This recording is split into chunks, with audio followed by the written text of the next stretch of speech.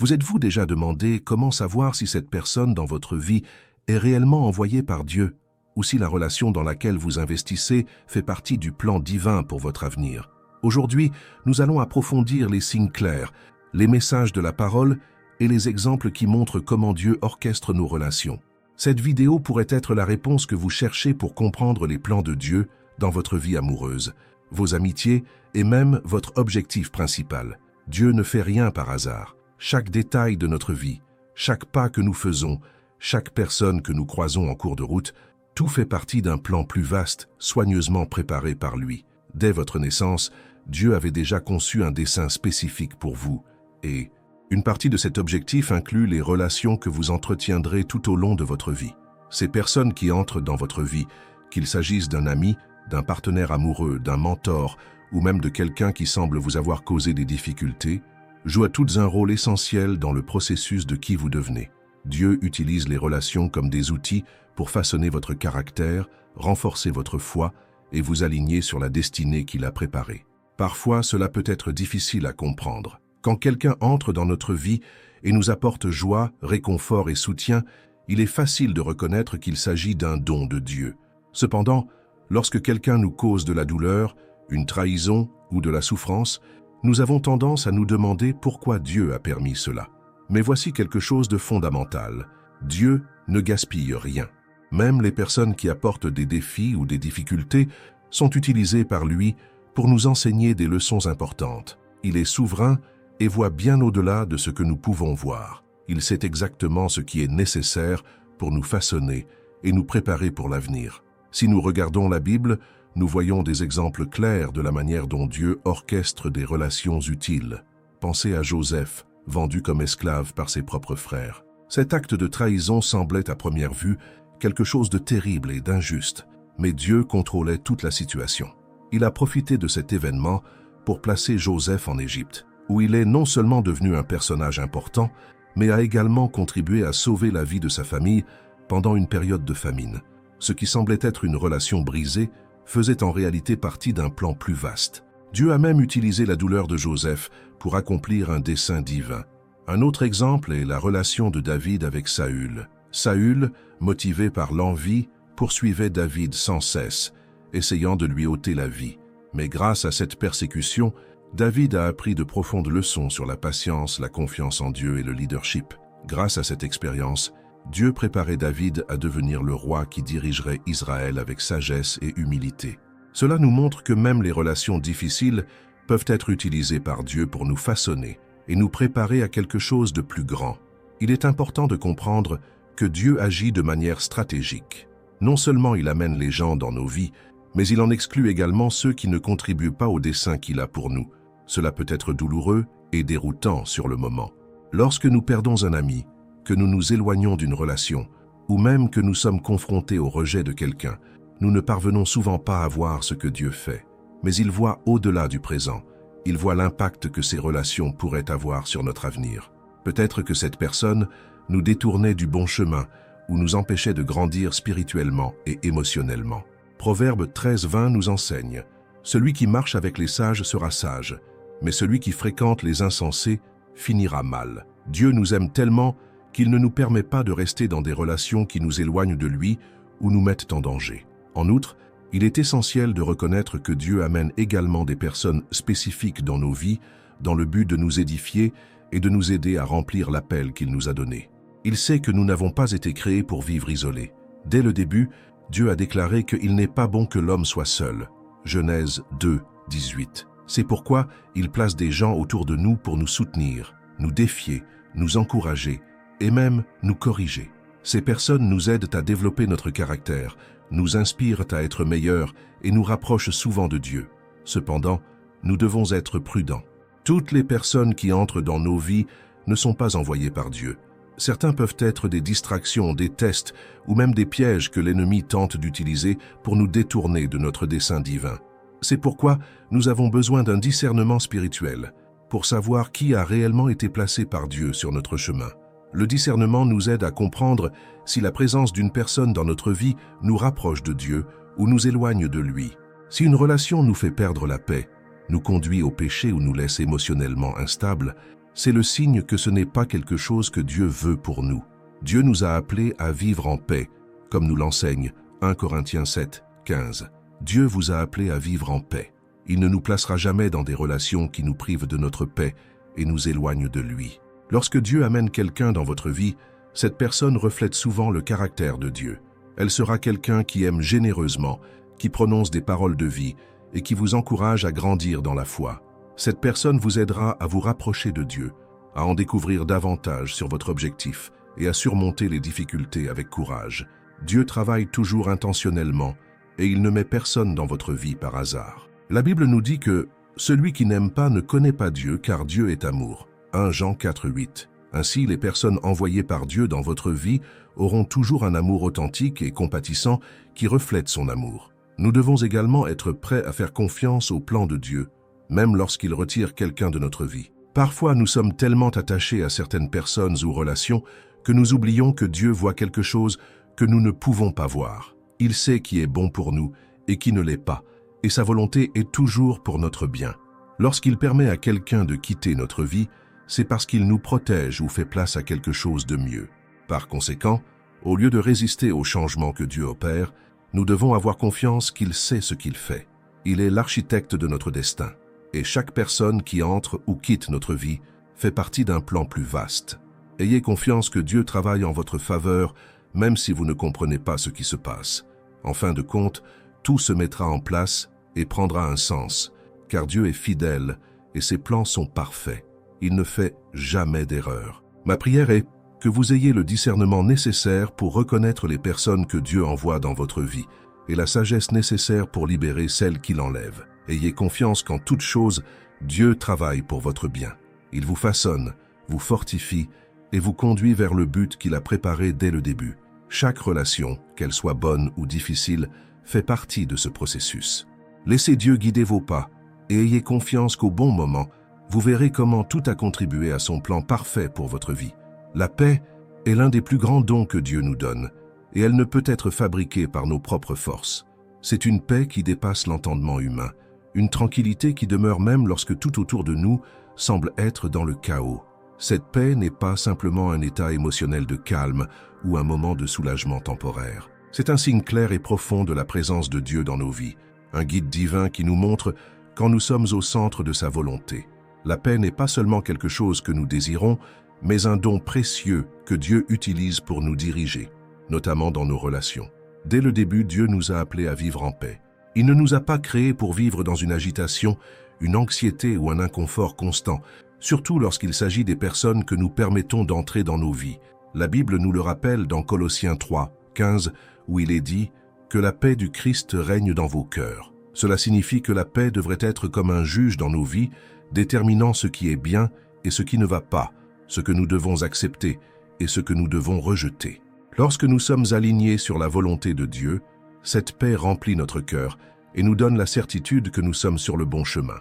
En revanche, lorsque nous perdons cette paix, c'est le signe que quelque chose n'est pas en harmonie avec les desseins de Dieu. Dieu utilise souvent la paix, ou son absence, pour nous guider dans nos relations. Vous est-il déjà arrivé d'être proche de quelqu'un et malgré tous vos efforts, vous ne vous sentez pas à l'aise? Vous pouvez ressentir un malaise, une agitation que vous ne parvenez pas à expliquer. Ce sentiment n'est pas quelque chose à ignorer. C'est le Saint-Esprit qui essaie de vous avertir. Dieu nous parle de manière subtile et l'une des manières les plus claires qu'il utilise est la paix intérieure. Lorsqu'une personne fait partie du plan de Dieu pour votre vie, sa présence apporte la paix, l'encouragement et un but. Mais lorsque quelqu'un n'est pas en phase avec ce que Dieu veut pour vous, cette personne apportera souvent de la confusion, de l'anxiété ou le sentiment que quelque chose ne va pas. Cela ne signifie pas que toutes les relations envoyées par Dieu seront toujours faciles ou sans défi. Même les connexions divines peuvent rencontrer des difficultés, car nous sommes tous humains et imparfaits. Cependant, même au milieu des difficultés, la paix de Dieu demeure. Cette paix est ce qui nous donne la force de surmonter les conflits et de persévérer dans les situations que nous savons avoir été placées dans nos vies par lui. Par contre, si vous êtes dans une relation, qu'elle soit amoureuse, amicale ou professionnelle, et que vous ressentez constamment de l'agitation ou de l'agitation, si vous perdez la paix, cela peut être un signe clair que Dieu ne veut pas que vous restiez dans cette relation. Ce que nous devons comprendre, c'est que Dieu veut que nous vivions en paix, parce que la paix est une manifestation de son caractère. C'est un Dieu d'ordre et non de confusion. Lorsque nous sommes en dehors de sa volonté, cela se reflète en nous, sous forme d'anxiété, de stress ou d'incertitude. C'est pourquoi il est si important d'être conscient de la paix que nous ressentons dans notre cœur. Si vous avez l'impression que votre paix vous est volée en étant à côté de quelqu'un, il est essentiel de chercher Dieu dans la prière et de demander le discernement. Il ne vous laissera jamais sans direction si vous recherchez sincèrement son aide. Un exemple biblique qui illustre bien ce principe est celui de Jonas. Lorsqu'il a fui le plan de Dieu et est monté à bord d'un bateau pour Tarsis, non seulement il a perdu la paix, mais il a également provoqué une tempête qui a mis tout le monde autour de lui en danger. Ces marins ont réalisé que quelque chose n'allait pas, et lorsqu'ils ont confronté Jonas, il a admis qu'il était la cause du problème. Cela nous enseigne que lorsque nous sommes en dehors de la volonté de Dieu, non seulement nous perdons notre paix, mais nous pouvons également semer le trouble chez ceux qui nous entourent. De même, lorsque nous gardons dans nos vies des personnes qui ne sont pas alignées sur les plans de Dieu, nous pouvons connaître des conflits et des difficultés qui pourraient être évités. La paix est aussi profondément liée à notre relation avec Dieu. Plus nous serons proches de lui, plus notre perception de sa paix sera claire. Lorsque nous nous éloignons de Dieu, nous commençons à compter sur nos propres forces pour discerner ce qui est bien et mal, ce qui conduit souvent à la confusion. C'est pourquoi il est si important de cultiver une relation intime avec Dieu par la prière, la lecture de la parole et la méditation. Lorsque nous sommes spirituellement alignés, il est plus facile d'identifier quand quelque chose ou quelqu'un vole la paix que Dieu nous a donnée. Cependant, il n'est pas rare que nous résistions à ces signaux. Parfois, nous sommes tellement attachés à une relation ou à une situation que nous ignorons les avertissements que Dieu nous donne. Nous pensons, peut-être que ce n'est qu'une phase, ou je peux résoudre ce problème si j'essaie plus fort. Mais la réalité est que Dieu ne nous appelle jamais à porter des fardeaux qu'il n'a pas placés sur nos épaules.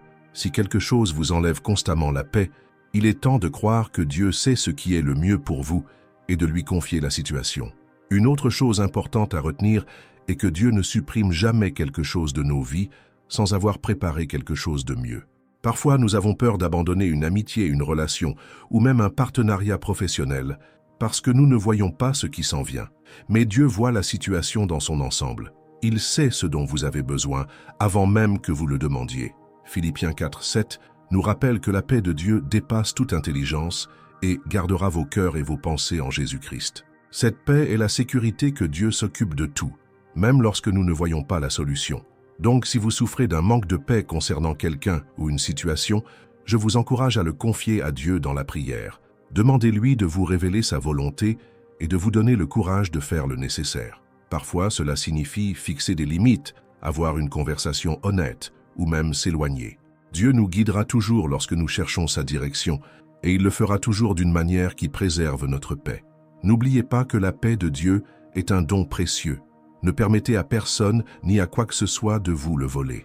Ayez confiance que Dieu est aux commandes, qu'il sait ce qui est le mieux pour vous et qu'au bon moment, il fera entrer les bonnes personnes dans votre vie, celles qui contribueront à votre croissance, à votre édification et à votre objectif. Dieu veut que vous viviez en paix, parce que cette paix témoigne de son amour et de son attention pour vous. Lorsque vous ressentez cette paix, vous savez que vous êtes exactement là où vous êtes censé être, au centre de la volonté de Dieu. Et il n'y a pas de meilleur endroit où être. Dieu est parfait dans tout ce qu'il fait, et cela inclut les personnes qu'il choisit de mettre dans nos vies. Rien n'est aléatoire ou sans but. Lorsque Dieu envoie quelqu'un vers vous, cette personne apporte avec elle quelque chose de spécial. Elle reflète le caractère de Dieu. Cette réflexion n'est pas quelque chose de superficiel, mais profond et authentique. En témoignent l'amour, la compassion, la douceur et le respect dont elle fait preuve dans ses attitudes et ses paroles. Dieu utilise ces personnes comme des instruments pour vous construire, vous façonner et vous fortifier, car il sait que nous n'avons pas été créés pour vivre dans l'isolement, mais pour grandir en communauté et dans des relations qui glorifient son nom. Dès le début, Dieu nous a créés à son image et à sa ressemblance. Cela signifie que nous sommes appelés à refléter qui il est dans tout ce que nous faisons et dans la manière dont nous traitons les autres. Dieu est amour, comme la Bible nous l'enseigne dans 1 Jean 4:8. Ce n'est pas seulement ce qu'il fait, c'est l'essence de qui il est. Et quand Dieu façonne quelqu'un, quand il travaille dans le cœur d'une personne, l'amour de Dieu se manifeste de manière palpable dans sa vie. Cette personne commence à aimer non pas de manière égoïste ou conditionnelle, mais avec un amour qui recherche le bien des autres, qui se soucie véritablement et qui est prête à sacrifier son confort personnel pour le bien de ceux qui sont à ses côtés. Ce type d'amour est ce qui distingue une personne qui a subi un traitement divin de celle qui n'a pas encore permis à Dieu de transformer complètement son cœur. En plus de l'amour, une autre caractéristique fondamentale qu'apporte une personne envoyée par Dieu est la compassion. Quand nous regardons la vie de Jésus, nous voyons qu'il a été ému à plusieurs reprises par la compassion. Il a guéri les malades, nourri les affamés, réconforté les affligés et n'a jamais ignoré la souffrance de qui que ce soit. La compassion ne consiste pas seulement à se sentir désolé ou triste pour la douleur d'autrui et d'agir pour soulager ses souffrances. Et Dieu, dans sa sagesse, envoie dans nos vies des personnes qui portent le même esprit. Ces personnes sont à nos côtés dans les moments difficiles. Elles proposent leur aide sans rien attendre en retour et elles nous encouragent à continuer, même si nous pensons abandonner. Leur compassion est une extension de l'amour de Dieu et un rappel qu'il prend soin de nous, même à travers les autres. Une autre marque importante de quelqu'un qui reflète le caractère de Dieu est la douceur. Être doux n'est pas la même chose qu'être faible. La douceur est une force sous contrôle. C'est la capacité de rester calme et équilibré, même face aux défis ou aux provocations. Jésus en est le meilleur exemple. Il a dit « Apprenez de moi, car je suis doux et humble de cœur » Matthieu 11, 29. Lorsque Dieu façonne une personne, elle apprend à contrôler ses émotions, à éviter les réactions impulsives et à gérer les conflits de manière pacifique. Une personne douce est quelqu'un en qui vous pouvez avoir confiance, parce qu'elle n'agit pas par impulsion ou par colère. Au lieu de cela, cela apporte calme et stabilité aux relations, créant un environnement dans lequel il est possible de grandir sans peur ni insécurité. Le respect est une autre caractéristique essentielle de quelqu'un envoyé par Dieu. Dieu nous respecte tellement qu'il nous a donné le libre arbitre, nous permettant de faire nos choix, même si nous savons que souvent, ces choix nous éloigneraient de lui. Il ne nous oblige jamais à le suivre, mais nous invite avec amour et patience. De même, les personnes qui reflètent le caractère de Dieu font également preuve de respect. Ils honorent qui vous êtes, valorisent vos opinions et n'essaient jamais de vous manipuler ou de vous contrôler. Une personne respectueuse comprend les limites, accepte vos décisions et vous traite avec dignité, même en cas de désaccord. Ce respect est le reflet de Dieu lui-même, qui nous traite avec patience et gentillesse, même lorsque nous échouons. Cependant, il est important de comprendre que toutes les personnes qui entrent dans votre vie n'ont pas été envoyées par Dieu. Parfois, nous rencontrons des personnes qui présentent des caractéristiques complètement opposées au caractère divin. Ils peuvent être égoïstes, dominateurs, agressifs ou irrespectueux. Ces personnes apportent souvent de la confusion, de la douleur et de l'anxiété dans nos vies. Cela ne signifie pas que nous devons les juger ou les traiter avec mépris, mais plutôt que nous devons discerner s'ils doivent réellement faire partie de notre cercle le plus proche. La Bible nous enseigne que « vous les reconnaîtrez à leurs fruits » Matthieu 7, 16. Les fruits de l'esprit, tels que l'amour, la joie, la paix, la patience, la gentillesse, la fidélité, la douceur et la maîtrise de soi, sont la preuve que quelqu'un a été transformé par Dieu. Si ces fruits ne sont pas présents, c'est un signe que cette personne n'est peut-être pas alignée sur les desseins de Dieu à votre égard. Ce discernement ne doit pas être basé uniquement sur notre intuition ou notre jugement personnel. C'est quelque chose que nous devons rechercher dans la prière et dans la parole de Dieu. Plus nous nous rapprochons de Dieu, plus notre vision devient claire quant à savoir qui reflète réellement son caractère. Dieu nous donne la sagesse et le discernement pour identifier les personnes envoyées par lui et celles qui pourraient entraver notre croissance spirituelle et émotionnelle. Et lorsque nous réalisons que quelqu'un ne reflète pas le caractère de Dieu, nous devons avoir le courage de fixer des limites et, si nécessaire, de nous en éloigner. Cela ne veut pas dire que nous devons attendre la perfection de la part des personnes que Dieu met dans nos vies. Nous sommes tous imparfaits et sommes dans un processus constant de transformation. Cependant, une personne qui a été façonnée par Dieu fera preuve d'efforts continus pour grandir, apprendre et refléter davantage le caractère du Christ dans sa vie. Elle sera prête à admettre ses erreurs, à demander pardon si nécessaire et à rechercher continuellement ce qui est juste aux yeux de Dieu. Lorsque Dieu met quelqu'un dans votre vie, il le fait dans un but précis. Cette personne sera un instrument d'édification, de croissance et souvent pour vous aider à réaliser le dessein de Dieu. Elle ne sera pas un fardeau ni une source constante de conflits, mais un soutien, une inspiration et une bénédiction. Cependant, pour reconnaître ces personnes, nous devons d'abord connaître le caractère de Dieu. Nous ne pouvons pas identifier ce que nous ne connaissons pas. C'est pourquoi il est si important de passer du temps en présence de Dieu, d'étudier sa parole et de lui permettre de façonner notre propre caractère. Plus nous devenons semblables au Christ, plus il nous sera facile de reconnaître ceux qui reflètent également sa lumière. N'oubliez pas que Dieu veut que vous soyez entourés de personnes qui vous aident à grandir et à vous rapprocher de lui. C'est un Père aimant qui prend soin de chaque détail de votre vie, y compris des relations que vous entretenez. Ayez confiance qu'il sait ce qui est le mieux pour vous et qu'au bon moment, il amènera les bonnes personnes à vos côtés. Et pendant que vous attendez, permettez à Dieu d'agir en vous aussi, vous façonnant pour être cette personne qui reflète l'amour, la compassion, la douceur et le respect qui viennent de lui. Parce que tout comme il envoie des gens pour vous bénir, il veut que vous soyez une bénédiction dans la vie des autres. C'est la beauté du plan de Dieu, nous transformer en reflets vivants de son caractère, afin qu'ensemble, nous puissions vivre et manifester son dessein sur terre. Les relations sont l'un des moyens les plus puissants par lesquels Dieu agit dans nos vies. Il ne nous a jamais conçus pour vivre dans l'isolement, mais pour faire l'expérience de la croissance, du soutien et de l'autonomisation spirituelle grâce aux personnes qui nous entourent. Lorsque Dieu planifie nos relations, qu'il s'agisse d'amitié ou de relations amoureuses, il le fait dans un but clair et intentionnel. Ces liens ne visent pas seulement à combler un vide ou à offrir de la compagnie, mais à nous rapprocher de lui, à construire notre foi et à façonner notre caractère selon ses plans. Dieu utilise les bonnes relations comme outil pour notre croissance spirituelle et émotionnelle et même pour nous préparer au but qu'il a établi pour chacun de nous. Le partenaire ou l'ami idéal est celui qui reflète le cœur de Dieu dans ses paroles, ses attitudes et ses actions. Cette personne est comme un canal par lequel la présence de Dieu se manifeste dans votre vie, apportant paix, encouragement et motivation pour rechercher davantage le Seigneur. Lorsque nous sommes dans une relation ordonnée par Dieu, nous voyons clairement l'impact positif que cela a sur notre cheminement spirituel. Cette personne sera quelqu'un qui prononce la parole de Dieu tout au long de votre vie, qui prie pour vous et avec vous, et qui souhaite sincèrement que vous grandissiez dans la grâce et la connaissance du Christ. Ce n'est pas une distraction ou un fardeau, mais un soutien qui vous fortifie pour affronter vos luttes quotidiennes et rester ferme dans votre foi. Dieu a l'intention de placer des personnes dans nos vies parce qu'il comprend le pouvoir que les connexions ont pour nous façonner. Proverbe 13, 20 nous dit que « Celui qui marche avec les sages deviendra sage, mais celui qui fréquente les insensés deviendra méchant. » Cela signifie que les personnes avec lesquelles nous choisissons de nous associer ont un impact direct sur l'orientation de notre vie et sur ce que nous devenons. Un ami ou un partenaire envoyé par Dieu est quelqu'un qui nous rapproche de lui, qui nous met au défi de grandir spirituellement et de vivre d'une manière qui le glorifie.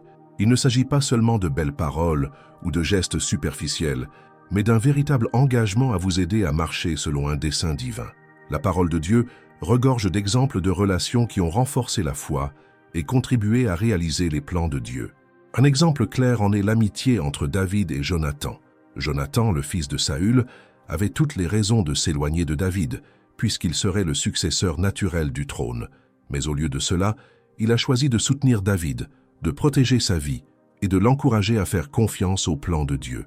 Jonathan a reconnu l'appel de Dieu sur la vie de David et, au lieu de rivaliser avec lui ou d'essayer de le gêner, il est devenu un allié fidèle. Cette amitié fut une bénédiction pour David, le fortifiant dans les moments de persécution et de difficulté. Cela nous montre que les bonnes relations ne rivalisent pas avec ce que Dieu fait dans votre vie. Ils vous renforcent et vous aident à accomplir ce que Dieu a prévu. De même, une relation amoureuse ordonnée par Dieu est bien plus que des sentiments ou des attirances passagères. C'est un engagement mutuel à grandir ensemble vers le dessein de Dieu. Un partenaire qui vient de Dieu sera quelqu'un qui valorise votre foi, qui comprend l'importance de rechercher le Seigneur en toutes choses et qui vous encourage à donner la priorité à votre relation avec lui. Dans Éphésiens 5, 25-27, Paul décrit comment « L'amour dans un mariage doit refléter l'amour du Christ pour l'Église, un amour qui sanctifie et édifie. Cela signifie que, dans une relation ordonnée par Dieu, le bon partenaire sera non seulement à vos côtés dans les bons moments, mais sera aussi quelqu'un qui vous mettra au défi de grandir spirituellement, qui vous aidera à surmonter vos faiblesses et qui vous rappellera constamment vous avez la valeur de marcher avec Dieu. Les relations qui renforcent notre foi reposent sur une base solide de la parole de Dieu. Cette fondation est ce qui nous maintient fermes, même en période de difficulté ou de conflit. Lorsque vous partagez tous les deux les mêmes valeurs et le désir de chercher Dieu par-dessus tout, la relation devient un lieu sûr où la présence de Dieu est évidente. Cela ne veut pas dire qu'il n'y aura pas de défis, mais cela signifie que même au milieu des tempêtes, la paix de Dieu prévaudra. Parce que lorsque deux personnes sont centrées sur Christ, elles ne se battent pas l'une contre l'autre, mais travaillent ensemble pour surmonter les difficultés et glorifier Dieu à travers leurs relations. D'un autre côté, il est important de reconnaître que toutes les relations ne sont pas saines ou édifiantes. Parfois, nous pouvons nous attacher à des personnes qui nous éloignent de Dieu, que ce soit subtilement ou directement. Ces liens peuvent nous amener à compromettre nos valeurs, à nous détourner de notre objectif ou même à nous affaiblir spirituellement. Dieu ne veut pas que nous vivions dans des relations qui nous privent de la paix, de la joie ou de la communion avec lui. Il est un Dieu d'ordre, pas de confusion, et ses intentions pour nos relations sont toujours pour notre bien et notre croissance. Lorsque nous avons des doutes sur l'influence d'une relation dans notre vie, nous devons rechercher le discernement auprès de Dieu. La paix intérieure est l'une des façons les plus claires par lesquelles il nous guide. Si une relation génère constamment du doute, de l'agitation, ou nous donne le sentiment de nous éloigner de Dieu, c'est un signe que nous devons reconsidérer. Dieu veut que nos relations nous construisent et nous rapprochent de lui, et non l'inverse. C'est pourquoi nous devons toujours être conscients des fruits d'une relation. Nous rapproche-t-il de Dieu ou nous éloigne-t-il davantage? Cela nous aide-t-il à grandir dans la foi ou affaiblit-il notre marche spirituelle? Ce sont des questions importantes que nous devons nous poser. Dieu veut toujours le meilleur pour nous, et cela inclut les personnes avec lesquelles nous choisissons d'interagir. Lorsque nous lui faisons confiance pour guider nos relations, il nous entoure de personnes qui reflètent son amour, sa grâce et son caractère. Il sait exactement de qui nous avons besoin à nos côtés pour accomplir le dessein qu'il a pour nous. Et tandis qu'il s'efforce d'amener les bonnes personnes dans nos vies, il nous façonne également pour qu'il soit cette personne dans la vie des autres. Parce que, tout comme nous avons besoin d'amis et de partenaires pour nous fortifier, les autres ont aussi besoin de nous comme instruments d'édification et d'encouragement de Dieu. La beauté d'une relation ordonnée par Dieu est qu'elle bénit non seulement les personnes impliquées, mais sert également de témoignage de l'amour et de la fidélité de Dieu envers ceux qui l'entourent. Une relation qui reflète le caractère de Dieu, qu'il s'agisse d'une amitié, d'un mariage ou d'un partenariat, devient une lumière brillante dans le monde, montrant aux gens ce que signifie vivre en communion avec Dieu. Cela fait partie du plan de Dieu. Utiliser nos relations pour avoir un impact non seulement sur nos vies, mais aussi sur celles de ceux qui nous entourent. Alors faites confiance au processus de Dieu. Permettez-lui de guider vos relations et d'amener les bonnes personnes dans votre vie, celles qui renforceront votre foi et vous aideront à grandir spirituellement. En même temps, soyez prêts à laisser Dieu vous utiliser pour être cette personne dans la vie des autres. Les relations ordonnées par Dieu sont une bénédiction sans précédent et il veut que vous expérimentiez la joie, la paix et la croissance qui découlent du fait de marcher avec des personnes qui reflètent son cœur. Lorsque vous vous entourez de relations qui pointent vers Dieu, vous constaterez que votre foi sera renforcée, votre vie sera transformée et le dessein de Dieu s'accomplira au cours de votre voyage. Le véritable amour est l'essence de Dieu et ne peut donc pas être simplement une idée abstraite ou une émotion momentanée. Elle doit être vécue, démontrée et expérimentée de manière pratique. Lorsque nous parlons d'amour au sens le plus profond, nous parlons de quelque chose qui va au-delà des mots ou des promesses creuses. Le véritable amour exige de l'action, de la générosité et des sacrifices. Elle se manifeste de manière visible, concrète et transformatrice, comme reflet du caractère de Dieu qui opère en nous. Dieu nous a donné l'exemple ultime de cet amour en Jésus-Christ, qui non seulement a dit qu'il nous aimait, mais a prouvé cet amour en vivant une vie consacrée au service, au sacrifice et à l'obéissance, culminant dans la croix. Cette démonstration d'amour nous enseigne que vraiment aimer signifie agir en faveur des autres, même si cela nous coûte quelque chose. Lorsque nous regardons la vie du Christ, nous réalisons que son amour ne se limitait pas à des paroles de réconfort ou d'encouragement. Il a toujours agi avec générosité, consacrant du temps aux gens, écoutant leurs douleurs, guérissant leurs blessures et répondant à leurs besoins, tant spirituels que physiques. Il a lavé les pieds des disciples, une tâche considérée comme indigne. pour montrer que le véritable amour ne recherche pas la reconnaissance ou le statut, mais plutôt le bien des autres. Il a touché les intouchables, comme les lépreux et les marginalisés, démontrant que l'amour de Dieu ne fait exception de personne. Et dans l'acte le plus grand de tous, il a donné sa propre vie pour nous réconcilier avec le Père, même s'il savait que beaucoup rejetteraient ce sacrifice. C'est la norme d'amour que nous sommes appelés à suivre. Un amour qui donne, qui respecte, qui fait des sacrifices et qui fait preuve d'une attention constante. Le véritable amour est, par nature, généreux. Il ne mesure pas les efforts, ne calcule pas les gains et n'attend pas de récompense. Il se donne librement, car il comprend que l'amour, c'est partager le meilleur de nous sans rien attendre en retour. Cette générosité peut se manifester de plusieurs manières. Consacrer du temps pour être présent dans la vie de quelqu'un, offrir une aide pratique en cas de besoin, partager des ressources matérielles ou même renoncer à quelque chose qui nous est précieux au profit de quelqu'un d'autre. L'apôtre Paul nous rappelle dans 2 Corinthiens 9, 7 que Dieu aime celui qui donne avec joie. Cette joie de donner vient du fait que, lorsque nous aimons vraiment, nous éprouvons du plaisir à voir les autres grandir, prospérer et se sentir aimés. L'amour exige également le respect, et le respect est l'une des manifestations les plus tangibles de l'amour. Respecter quelqu'un, c'est reconnaître sa valeur en tant qu'être humain créé à l'image de Dieu. Cela signifie honorer ses choix, écouter ses opinions et le traiter avec dignité, même si nous ne sommes pas d'accord avec lui. Le véritable amour ne manipule pas, ne contrôle pas et ne soumet pas. Il n'oblige pas les autres à agir d'une certaine manière pour répondre à ses attentes. Au lieu de cela, il fait de la place aux autres pour qu'ils soient ce que Dieu les a appelés à être, encourageant leur croissance et soutenant leurs décisions.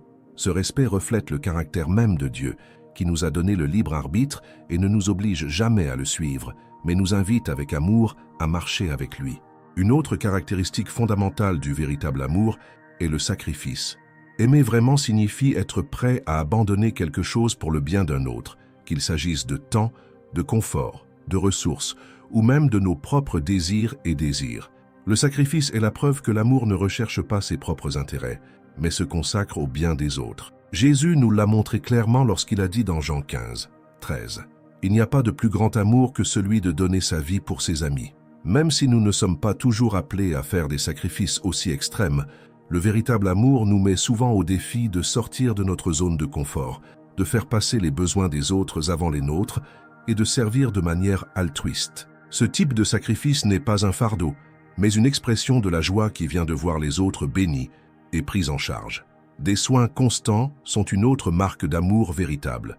Celui qui aime vraiment est attentif aux besoins de l'autre, même les plus subtils. Ce soin se manifeste par des gestes simples, comme un mot d'encouragement au bon moment, un câlin qui transmet du réconfort ou encore la volonté d'écouter sans juger. Cela se manifeste également par des actions plus importantes, comme être présent dans les moments difficiles, offrir une aide pratique en temps de crise ou simplement montrer jour après jour que les autres ne sont pas seuls. Le véritable amour n'est ni intermittent ni conditionnel. Il est cohérent et fiable. Cela apporte de la sécurité, car celui qui aime vraiment n'est pas seulement présent dans les bons moments, mais reste ferme dans les défis. L'amour est aussi patient. Il ne se précipite pas, il ne se met pas facilement en colère et il n'abandonne pas face aux difficultés. Dans 1 Corinthiens 13, l'apôtre Paul décrit l'amour comme quelque chose qui supporte tout, croit tout, espère tout, supporte tout. Cela signifie que le véritable amour est résilient. Il continue d'aimer même lorsque l'autre échoue, même lorsque les circonstances sont difficiles ou lorsque le retour n'est pas immédiat. Cette patience reflète l'amour de Dieu pour nous, qui est miséricordieux et patient, même lorsque nous sommes têtus ou lents à répondre à son appel.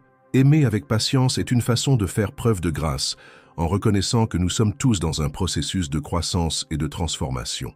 Toutefois, le véritable amour n'est ni aveugle ni permissif. Il sait aussi fixer des limites et dire non lorsque cela est nécessaire. Aimer quelqu'un ne signifie pas permettre à cette personne de nous manipuler, d'abuser de notre gentillesse ou de nous éloigner des voies de Dieu. Le véritable amour recherche toujours le plus grand bien, même si cela nécessite de prendre des décisions difficiles. Il corrige avec amour comme Dieu le fait avec nous, parce qu'il comprend que la vérité et la justice sont aussi importantes que la grâce et la compassion. Dans Proverbe 27, 5-6, nous lisons que « La réprimande ouverte vaut mieux que l'amour caché. Les blessures d'un ami sont fidèles, mais les baisers d'un ennemi sont trompeurs. » Cela nous enseigne que le véritable amour ne se contente pas de l'erreur, mais cherche à la corriger avec tendresse et sagesse. L'amour que Dieu nous appelle à vivre n'est pas quelque chose que nous pouvons produire seuls.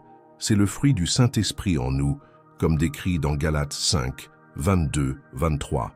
Sans l'aide de Dieu, notre amour sera limité par notre égoïsme, nos échecs et notre impatience.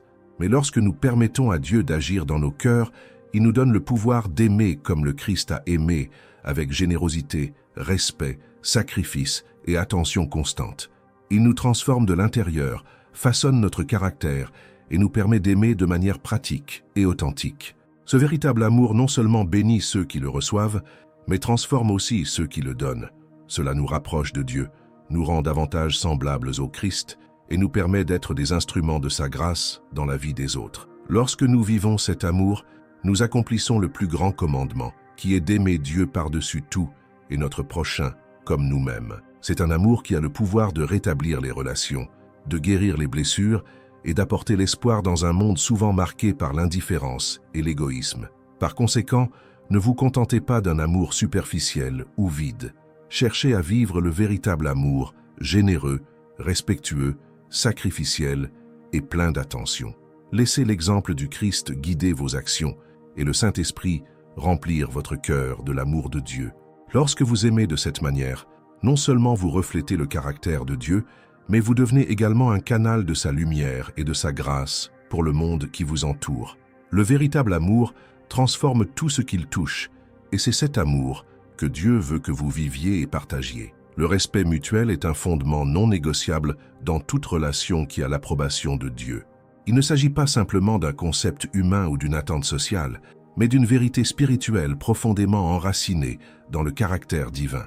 Dieu, dans sa sagesse et son amour infini, nous a créés à son image et à sa ressemblance, ce qui signifie qu'il a attribué à chaque être humain une valeur intrinsèque et incontestable. Cette valeur ne dépend pas de nos réalisations, de nos compétences ou de notre statut, mais de qui nous sommes aux yeux du Créateur. Et pour cette raison, Dieu attend de nous que nous nous traitions les uns les autres avec le même respect qu'il nous accorde, car chaque être humain est une extension de l'œuvre de ses mains.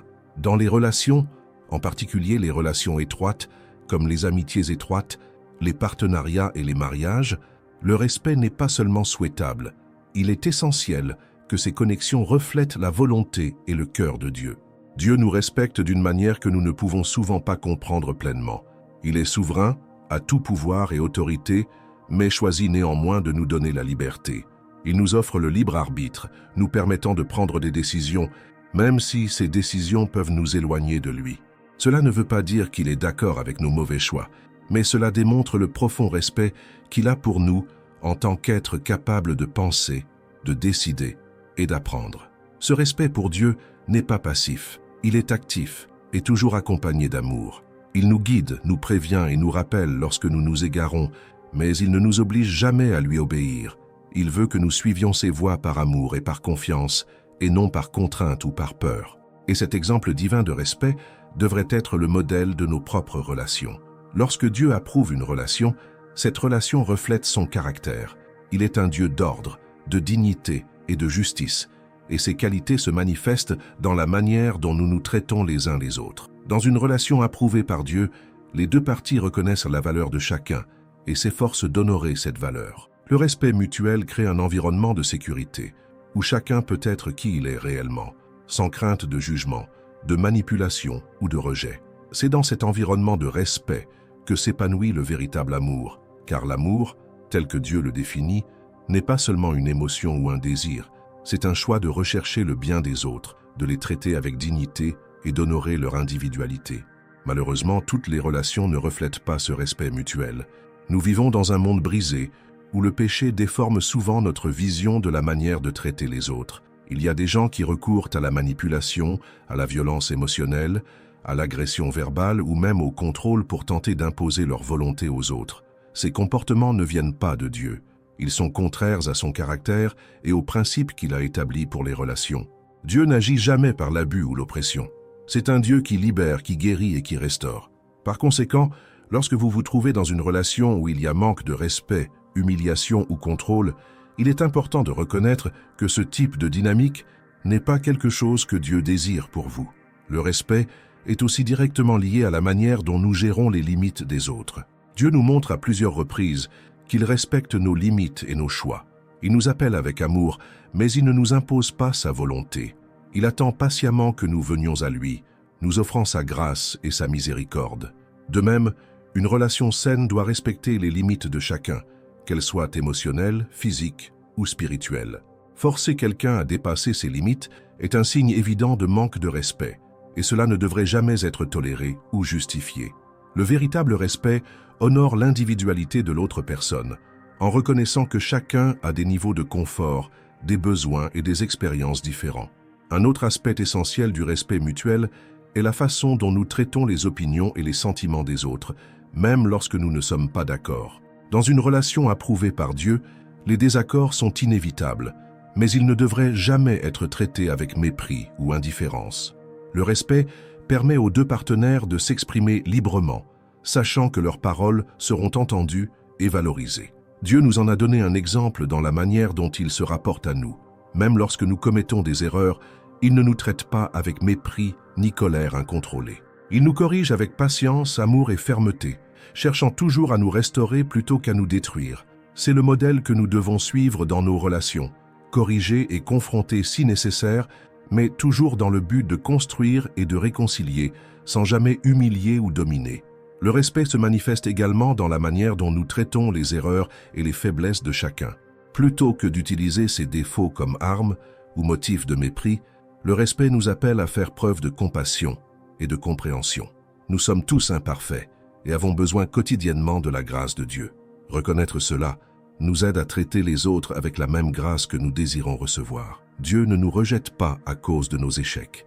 Il travaille patiemment en nous pour nous façonner à l'image du Christ. De la même manière, nous devons être prêts à marcher avec ceux que nous aimons, en les aidant dans leur lutte et en célébrant leur progrès, au lieu de nous concentrer uniquement sur leur chute. Le respect mutuel est aussi une démonstration pratique d'amour. Dans 1 Corinthiens 13, Paul décrit l'amour comme quelque chose qui n'est pas arrogant, ne se comporte pas de manière inappropriée, ne recherche pas ce qui lui est propre, n'est pas provoqué et ne garde pas rancune. Ces caractéristiques sont, par essence, des formes de respect. Lorsque nous aimons quelqu'un, nous nous efforçons de le traiter d'une manière qui honore sa dignité et sa valeur. Cela implique d'éviter les paroles ou les actions qui pourraient blesser, même en période de frustration ou de conflit. Le respect nous appelle à réfléchir avant d'agir, à considérer l'impact de nos paroles et de nos actions sur les autres, et à toujours rechercher la réconciliation et la paix. Si vous êtes dans une relation où le respect n'est pas une réalité, je veux vous encourager à rechercher la direction de Dieu. Demandez-lui si cette relation est conforme à sa volonté. Dieu ne veut jamais que vous restiez dans une situation où vous êtes constamment dévalorisé ou traité de manière abusive. Il vous aime et veut que vous viviez des relations qui reflètent son caractère, des relations dans lesquelles vous êtes traité avec dignité, honneur et amour véritable. Et s'il est nécessaire de sortir d'une situation néfaste, sachez que Dieu est à vos côtés, guidant vos pas et préparant un avenir où vous pourrez expérimenter l'amour et le respect qu'il désire pour vous. D'un autre côté, si vous construisez ou entretenez une relation, réfléchissez à la façon dont vous faites preuve de respect envers l'autre personne. La traitez-vous avec la même considération que Dieu vous traite. Honorez-vous vos opinions, vos sentiments et vos limites. N'oubliez pas que le respect n'est pas quelque chose que nous attendons uniquement des autres. C'est quelque chose que nous devons également proposer activement. Des relations saines nécessitent des efforts mutuels, de l'humilité et une volonté constante d'apprendre et de grandir. Dieu nous appelle à vivre dans des relations qui sont une expression de son amour et de sa grâce.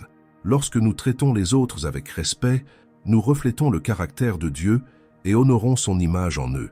Les relations basées sur le respect mutuel apportent non seulement la paix et l'harmonie, mais glorifient également Dieu, car elles montrent au monde à quoi ressemble le véritable amour. Puissions-nous chercher à vivre cette norme divine dans toutes nos relations, en étant sûrs qu'en suivant les voies de Dieu, nous expérimenterons la plénitude de ses bénédictions dans nos vies. Marcher seul peut être l'une des expériences les plus difficiles et les plus douloureuses auxquelles nous sommes confrontés, surtout lorsque nous choisissons de rester fidèles à Dieu dans un monde qui va souvent dans la direction opposée.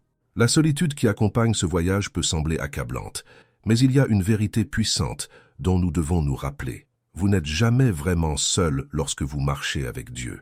Même dans les moments les plus sombres, lorsque toutes les voix autour de vous semblent s'être tues et que les soutiens humains semblent avoir disparu, Dieu est là, vous soutient, vous fortifie et vous guide. Il n'abandonne jamais ceux qui choisissent de suivre ses voies, et c'est souvent dans la solitude que nous expérimentons le plus profondément sa présence et apprenons à dépendre uniquement de lui. Depuis les temps bibliques, nous voyons des exemples d'hommes et de femmes de Dieu qui ont été confrontés à des périodes de solitude au cours de leur voyage.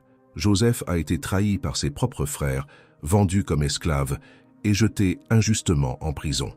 Pendant des années, il a vécu séparé de sa famille et de tout ce qu'il connaissait, mais malgré cela, la Bible dit à plusieurs reprises que le Seigneur était avec Joseph. Ces années d'abandon apparent n'étaient pas un signe que Dieu l'avait oublié, mais faisaient en réalité partie du plan de Dieu pour le préparer au but qui allait suivre, sauver une nation entière de la famine et réconcilier sa propre famille.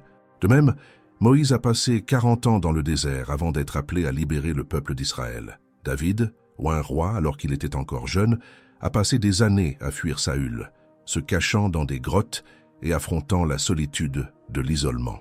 Dans chacune de ces histoires, la période de solitude était une période de modelage, de croissance et de préparation. Dieu travaillait, même quand il semblait que rien ne se passait.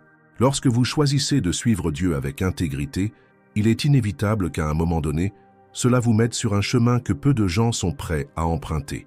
Jésus lui-même nous en a avertis dans Matthieu 7, 13 et 14, lorsqu'il dit que le chemin qui mène à la vie est étroit et que peu de gens le trouvent. Marcher sur ce chemin peut signifier perdre des amis, s'éloigner de relations ou de situations qui ne correspondent pas à la volonté de Dieu, ou même être incompris par ceux qui vous entourent. Ce genre de solitude peut être douloureux, mais c'est aussi le signe que vous avancez dans la bonne direction. C'est un rappel que votre engagement est envers Dieu, et non envers l'approbation du monde. Et même si le coût peut paraître élevé, les récompenses du fait de lui rester fidèle sont infinies. Il est important de comprendre que la solitude sur le chemin de Dieu n'est pas un signe d'échec ou d'abandon. En fait, c'est souvent le signe que Dieu vous met à part pour quelque chose de plus grand. Il peut supprimer les distractions, supprimer de votre vie des personnes ou des situations qui pourraient vous empêcher d'atteindre le but qu'il a pour vous. Cette séparation est peut-être douloureuse, mais c'est un acte d'amour divin. Dieu vous prépare, façonne votre caractère et renforce votre foi, afin que vous puissiez supporter le poids des bénédictions et des responsabilités qui vous attendent. Il sait exactement ce dont vous avez besoin pour grandir, et parfois cela signifie traverser des moments de solitude pour apprendre à dépendre entièrement de lui. Cependant, la solitude que nous expérimentons en marchant avec Dieu n'est jamais complète, car il est toujours avec nous. Dans Isaïe 41, 10, Dieu nous dit « N'aie pas peur, car je suis avec toi. Ne sois pas effrayé, car je suis ton Dieu. Je te fortifierai, je t'aiderai, je te soutiendrai avec mes fidèles, main droite. » Cette promesse n'est pas seulement une idée réconfortante, c'est une vérité dont nous pouvons faire l'expérience quotidiennement. Lorsque tout autour de nous semble incertain, la présence de Dieu est l'ancre qui nous maintient fermes. Il marche à nos côtés, guide nos pas et nous donne la force dont nous avons besoin pour continuer, même lorsque le chemin semble difficile. De plus, Dieu envoie toujours de l'aide au bon moment. Cela ne se passe peut-être pas comme nous l'espérons ou dans le temps que nous souhaiterions, mais il ne nous laisse jamais impuissants. Parfois, cette aide vient des personnes qu'il met sur notre chemin, des personnes qui nous encouragent, prient pour nous et nous aident à porter les fardeaux que nous ne pouvons pas supporter seuls. D'autres fois, l'aide apparaît comme une force intérieure, une paix inexplicable ou une sagesse qui nous permet de prendre des décisions difficiles. Dieu est fidèle et il fournira toujours tout ce dont nous avons besoin pour répondre à l'appel qu'il a placé dans nos vies. Jésus est l'exemple suprême de la façon de marcher seul lorsque cela est nécessaire. Au cours de son ministère, il se retirait souvent dans des lieux solitaires pour prier et communier avec le Père. La nuit où il a été trahi, il a prié seul dans le jardin de Gethsémani pendant que ses disciples dormaient. Sur la croix, il a porté le poids des péchés de l'humanité, se sentant complètement abandonné, au point de s'écrier « Mon Dieu, pourquoi m'as-tu abandonné ?» Et pourtant, même dans ce moment d'apparente solitude, Dieu accomplissait le plan de rédemption. Cela nous montre que même lorsque nous nous sentons seuls, Dieu œuvre puissamment et éternellement dans nos vies. Lorsque vous faites face à des moments de solitude, rappelez-vous qu'ils ne sont pas permanents. Dieu utilise ce temps pour faire quelque chose en vous et à travers vous. Il vous prépare à un objectif plus grand, vous fortifie et vous enseigne des leçons que vous ne pouvez apprendre qu'en sa présence. Et lorsque le moment sera venu, il amènera les bonnes personnes, les bonnes relations et les bonnes opportunités afin que vous puissiez accomplir le but qu'il a pour votre vie. Mais en attendant, faites-lui confiance. Permettez-lui d'être votre force, votre paix et votre compagnon constant. N'ayez pas peur de marcher seul, car vous n'êtes jamais vraiment seul. Dieu est à vos côtés, guidant chaque pas, vous soutenant à chaque instant et préparant un avenir bien plus grand que ce que vous pouvez imaginer. Il est fidèle et ses promesses ne manquent jamais. Faites-lui confiance, même lorsque le chemin semble solitaire, car il utilise chaque étape de ce voyage pour vous façonner, vous renforcer et vous rapprocher du plan parfait qu'il a pour vous. Et lorsque vous regarderez en arrière, vous réaliserez que même dans les moments les plus solitaires, Dieu était là, vous portant, vous aimant et vous conduisant vers quelque chose de bien plus grand. L'inquiétude est une ombre lourde que beaucoup portent sans se rendre compte de l'impact dévastateur qu'elle a sur l'âme. Cela semble être une réponse naturelle aux défis de la vie, mais en réalité, c'est un piège qui vole la paix, sape la force et affaiblit la foi. L'inquiétude est quelque chose que nous expérimentons tous à un moment donné, mais le problème ne réside pas seulement dans la présence de l'inquiétude, mais dans l'espace qu'elle occupe dans notre cœur et notre esprit, contrôlant nos pensées et consommant notre énergie. Dieu, dans son infinie sagesse, nous alerte sur les dangers de l'inquiétude et nous propose une solution claire. Au lieu de laisser l'anxiété prendre le dessus, nous sommes appelés à lui faire confiance et à ses promesses. Lorsque Jésus a parlé d'inquiétude dans son sermon sur la montagne, il n'a pas minimisé les défis de la vie. Il savait que nous serions confrontés à des difficultés, des incertitudes et des épreuves. Pourtant, il nous a posé une question profonde. Lequel d'entre vous, même s'il s'inquiète, peut ajouter ne serait-ce qu'une heure à sa vie? Cette question est à la fois simple et profondément problématique, car elle révèle la futilité de l'inquiétude. Peu importe à quel point nous nous inquiétons, nous ne pouvons pas changer les circonstances, résoudre les problèmes ou contrôler l'avenir. En fait, l'inquiétude est comme une chaise à bascule. Elle nous fait avancer, mais elle ne nous mène jamais nulle part. Cela nous donne l'illusion que nous faisons quelque chose, mais au final, cela ne produit que fatigue et frustration. L'inquiétude a également un effet corrosif sur notre foi. Lorsque nous nous concentrons trop sur les problèmes, nous détournons notre regard de Dieu. C'est comme Pierre qui marchait sur l'eau tout en gardant les yeux fixés sur Jésus, mais commençait à couler dès qu'il était distrait par le vent et les vagues autour de lui. De même, lorsque nous nous laissons consumer par l'anxiété, nous disons d'une certaine manière à Dieu que nous ne lui faisons pas entièrement confiance pour prendre soin de nos besoins. Et pourtant, Dieu nous appelle à une confiance inébranlable. Il nous rappelle que nous avons de la valeur à ses yeux, plus précieux que les oiseaux du ciel ou les fleurs des champs, qu'il entretient et revêt avec tant de beauté. S'il se soucie de ces choses, combien plus prendra-t-il soin de nous, ses enfants bien-aimés? L'inquiétude nous prive également du présent. Lorsque nous sommes anxieux, nous sommes souvent coincés dans un avenir qui ne s'est pas encore produit, imaginant des scénarios, créant des hypothèses et anticipant des problèmes qui pourraient ne jamais se matérialiser. Cette anticipation constante nous empêche de profiter du moment présent, où Dieu est à l'œuvre et où ses bénédictions sont les plus évidentes. Jésus nous a demandé de ne pas nous inquiéter du lendemain, car chaque jour a ses propres difficultés. Il ne nous appelle pas à ignorer l'avenir ou à vivre de manière imprudente, mais à croire qu'il sera là, tout comme il est avec nous aujourd'hui. Dieu nous donne suffisamment de grâce pour survivre chaque jour, mais lorsque nous essayons de porter trop tôt le poids de demain, nous assumons un fardeau pour lequel nous n'avons pas été créés. Remplacer l'inquiétude par la confiance en Dieu est une étape essentielle pour expérimenter la paix qu'il nous offre. Dans Philippiens, Paul nous donne une prescription divine pour gérer l'anxiété. Confier tous nos soucis à Dieu dans la prière, avec action de grâce. Lorsque nous faisons cela, nous lui abandonnons le contrôle, reconnaissant que nous ne sommes pas capables de tout résoudre par nous-mêmes. Cet abandon non seulement allège le poids que nous portons, mais laisse également place à la paix de Dieu, une paix qui dépasse la compréhension humaine, pour garder nos cœurs et nos esprits en Christ. Cette paix ne dépend pas de circonstances extérieures, mais est un don divin qui nous soutient même au milieu des tempêtes. De plus, l'inquiétude nous aveugle sur la fidélité de Dieu dans le passé. Combien de fois nous a-t-il soutenus, guidés et sauvés de situations difficiles? Lorsque nous sommes rongés par l'anxiété, Il est facile d'oublier ces démonstrations de sa fidélité, mais Dieu nous appelle à nous souvenir de tout ce qu'il a fait, car cela renforce notre foi et nous donne la confiance nécessaire pour affronter le présent et l'avenir.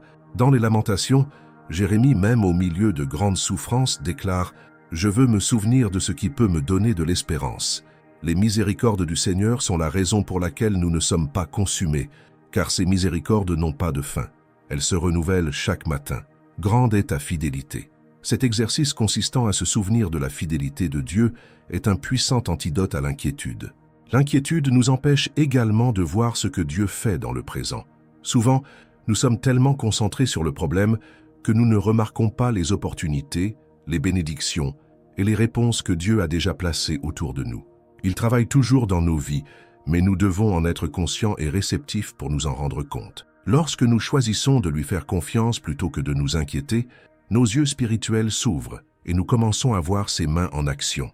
Cette confiance ne signifie pas que les problèmes disparaîtront instantanément, mais elle nous donne l'assurance que nous ne sommes pas seuls et que Dieu est aux commandes. De plus, l'inquiétude est un outil que l'ennemi utilise pour nous distraire et nous affaiblir. Lorsque nous sommes anxieux, nous dépensons notre énergie émotionnelle et spirituelle dans des scénarios souvent exagérés ou irréalistes. Cela nous rend vulnérables, car au lieu de nous fier à la parole de Dieu, nous nous appuyons sur nos propres peurs et hypothèses. Mais Dieu nous appelle à combattre le souci de la vérité de sa parole. Il nous rappelle que nous sommes plus que vainqueurs en Christ, qu'il est notre refuge et notre force, et que rien ne peut nous séparer de son amour. Dieu ne veut pas que vous viviez sous le fardeau de l'inquiétude. Il veut que vous fassiez l'expérience de la liberté et de la paix qui découle d'une confiance totale en lui. Cela ne veut pas dire que vous n'aurez jamais de soucis, mais que vous apprendrez à les lui confier dès qu'ils surviennent. Il est capable de gérer tout ce à quoi vous êtes confrontés. Sa force est infinie, son amour est immuable et ses promesses sont vraies. Il vous invite à vous décharger de toutes vos inquiétudes, car il prend soin de vous. C'est une invitation au repos, à cesser de porter des fardeaux qui ne vous sont pas destinés et à vivre dans la sécurité que Dieu s'occupe de tout. Lorsque vous choisissez de faire confiance à Dieu au lieu de vous inquiéter, vous faites une déclaration de foi.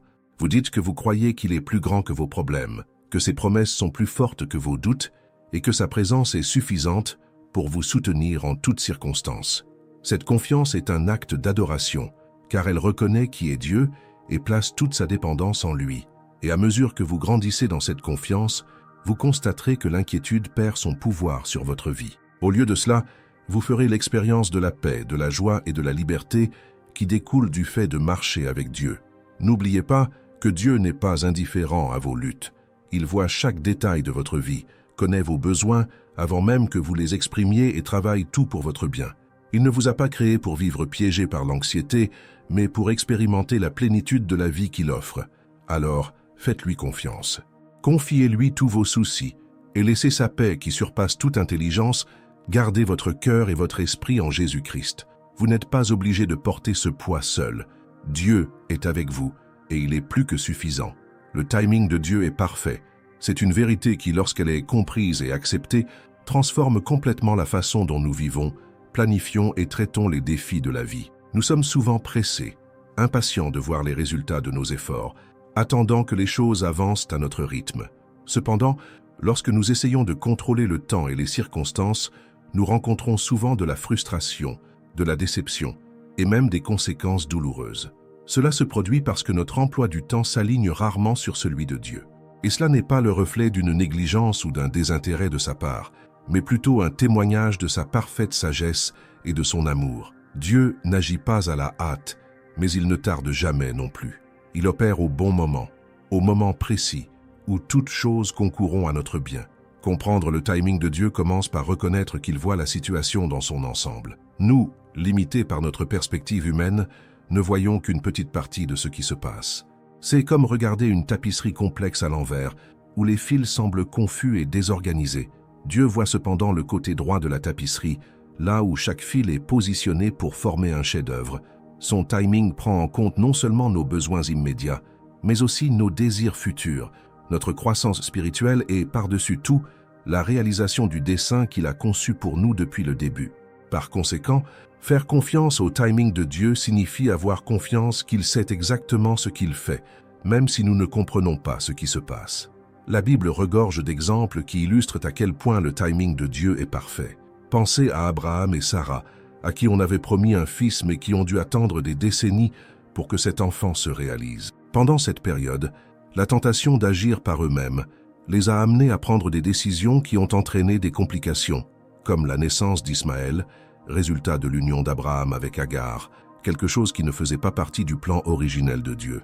Pourtant, Dieu est resté fidèle et au bon moment, Isaac est né, accomplissant ainsi la promesse divine. Cette histoire nous enseigne que tenter de précipiter les plans de Dieu entraîne souvent des conséquences qui auraient pu être évitées. Cependant, s'attendre à lui aboutit toujours à l'accomplissement de sa volonté parfaite, apportant une joie et une paix que l'effort humain ne pourrait jamais fournir. Un autre exemple puissant est celui de Joseph. Il a reçu des rêves prophétiques de Dieu dès son plus jeune âge, mais il a traversé des années d'épreuves avant de voir ses rêves se réaliser.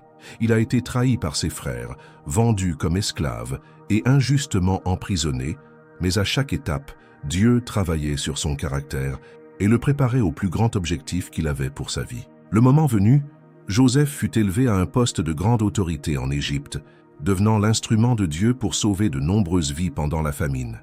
Imaginez si Joseph avait abandonné ou douté du plan de Dieu pendant qu'il était en prison. Il n'aurait peut-être jamais connu la victoire obtenue en faisant confiance au timing parfait de Dieu. Attendre le timing de Dieu n'est pas facile. Cela demande de la patience, de la foi et un abandon complet de notre désir de contrôle.